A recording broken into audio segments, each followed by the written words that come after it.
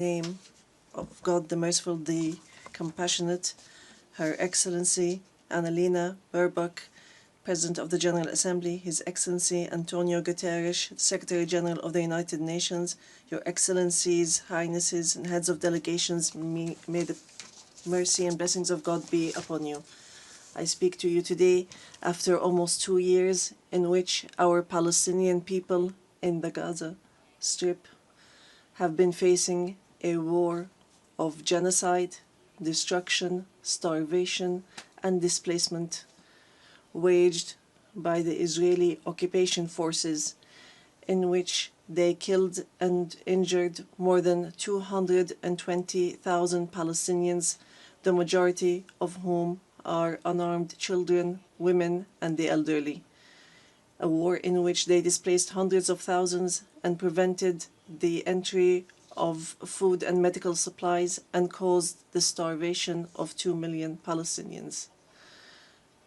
They imposed a stifling siege on an entire people and destroyed more than 80% of homes, schools, hospitals, churches, mosques, facilities, and infrastructure.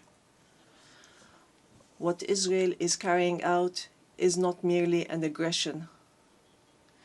It is a war crime and a crime against humanity that is both documented and monitored, and it will be recorded in history books and the pages of international conscience as one of the most horrific chapters of humanitarian tragedy in the 20th and 21st centuries. In the West Bank, including East Jerusalem, the capital of the state of Palestine, the extremist Israeli government continues to implement its settlement policies through illegal settlement expansion and developing projects for annexing settlements. The latest was the construction plan for E1, which would divide the West Bank into 2 parts and would isolate occupied Jerusalem from its surroundings and would undermine the option of the two-state solution in a blatant violation of international law and relevant Security Council resolutions, specifically Resolution 2334. Furthermore, the Israeli Prime Minister announced a plan for what he calls Greater Israel, which we reject and completely deplore, and which involves expanding into sovereign Arab states. In addition to the brutal attack against the sisterly state of Qatar, which we condemn and see as an escalation that is grave and a blatant violation of international law, which requires a decisive intervention and deterring procedures and measures for such expansionary plans.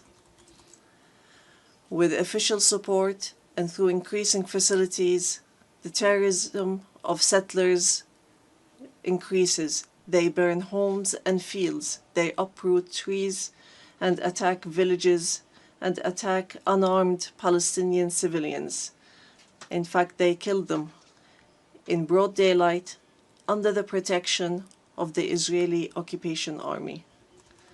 Furthermore, the Islamic and Christian religious sites in Jerusalem, Hebron, and Gaza Strip have not been spared the attacks which have damaged the mosques, churches, and cemeteries in a blatant violation of the historic status quo and in a clear violation of the provisions of the international law.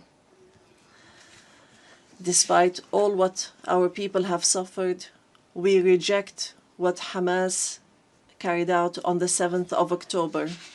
These actions that targeted Israeli civilians and took them hostages, because these actions do not represent the Palestinian people, nor do they represent their just struggle for freedom and independence. We have affirmed, and we will continue to affirm, that the Gaza Strip is an integral part of the State of Palestine, and that we are ready to bear full responsibility for governance and security there. Hamas will not have a role to play in governance. Hamas and other factions will have to hand over their weapons to the Palestinian National Authority as part of a process to build the institutions of a one state, one law, and one legal security forces. We reiterate that we do not want an armed state. Ladies and gentlemen, our wounds are deep and our calamity is great.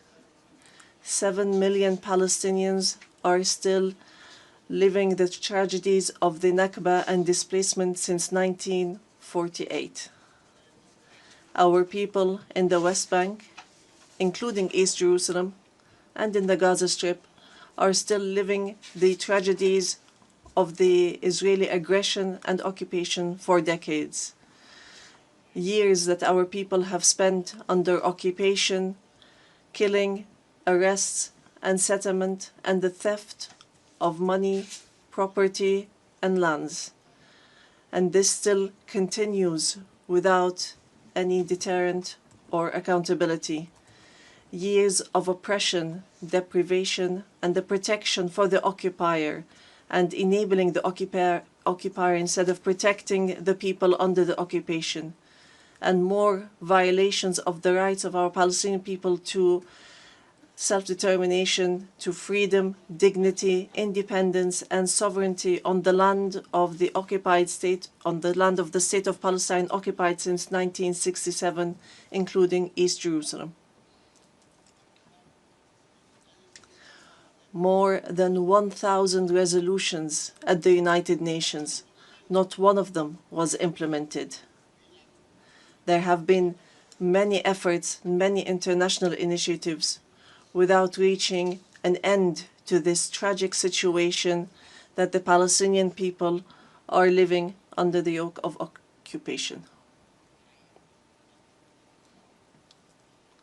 In 1993, we signed the Oslo Accords, and we adhered to all its items, and we recognized the State of Israel. Israel, at the time, recognized the Palestine Liberation Organization as the sole legitimate representative of the Palestinian people. Based on that, we restructured our institutions, and we amended our national charter, and we rejected violence and terrorism, and we adopted a culture of peace. We made all our efforts to build the institutions of a modern Palestinian state that lives side by side in peace and security with Israel. But Israel did not adhere to the signed agreements and has worked systematically on undermining them.